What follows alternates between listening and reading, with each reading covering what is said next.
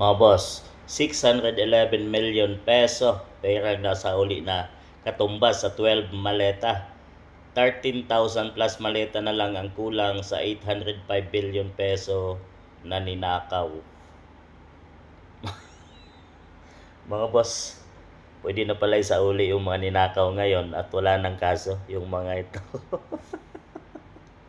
Mga boss, totoo nga na may corruption na mali-maleta dahil pinagsasauli na nila ngayon mga boss. So proud pa si PBBM na siya daw ang dahilan kung bakit nasa uli ang mga ito. So 805 billion peso na ninakaw mga boss ay mayroon lang 13,000 plus na maletang kulang. 805 billion peso na sana ay makakaahon na sa mamamayang Pilipino at sa bansang Pilipinas. Mapapaganda ng mga boss dahil marami ng proyekto ang magagawa nito mga boss. Itong perang to na under PBBM administration 3 years ay wala siyang proyekto, bill projects, walang legacy dahil nga sa ninakaw at kinurap in-insert nila sa flood control project mga boss. So grabe, 600 million pesong perang nasauli. Ang tanong, itong mga nasauling perang ito mga boss, saan na naman napunta?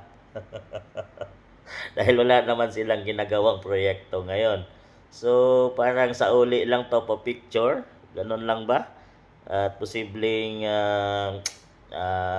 may bubulsa din sa kung sinong mga politiko mga yon mga boss dahil wala namang silang ginawang audit na itong perang to ay gagamitin sa ganitong proyekto na isinauli ng mga flood control itong mga na to na sinasabing ng bahagi or sila yung mga contractor mga boss.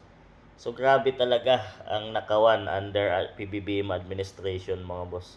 So ito pinatunay lang na totoo dahil may sinauli. So mayroon talagang ninakaw na mga maleta na hindi naman nila inaamin mga boss. Paano nila mapapaamin? Paano nila aminin? Paano sinong makukulong? Dahil ang mga investigation na kanilang ginawa, yung ICI, yung Senado Blue Ribbon Committee, ICI ay tao ni PBBM at mga pinili. Walang dokumento, hindi naka-live yung kanilang sesyong ginagawa. So, paano mo masasabing fair yun? So, wala talagang inilist nila mga boss kung sino ang totoong nasa likod ng mga punot dulo ng malakihang nakawang ito, 805 billion na galing sa pera ng mamamayang Pilipino under PBBM administration. So grabe mga boss, dito natin makita kung gaano na presidente si PBBM na kaya naman wala tayong nakikitang pag-asenso sa ating bansang Pilipinas ngayon at patuloy na nagtaasan yung presyo at naghihirap ang mamamayang Pilipino. So ganito na lang pala, katapos silang kunin, isa sa uli lang at ligtas na sila. Ganito na ang kalakaran sa bansang Pilipinas mga boss, wala nang kaso at ang mahalaga ay masauli lang yung perang ninakaw at siguro naman kumita, tumubo na yan ay tinago nila ay di na sila lugi kahit ibalik pa yan mga boss. Kayo ano masabi niyo mga boss?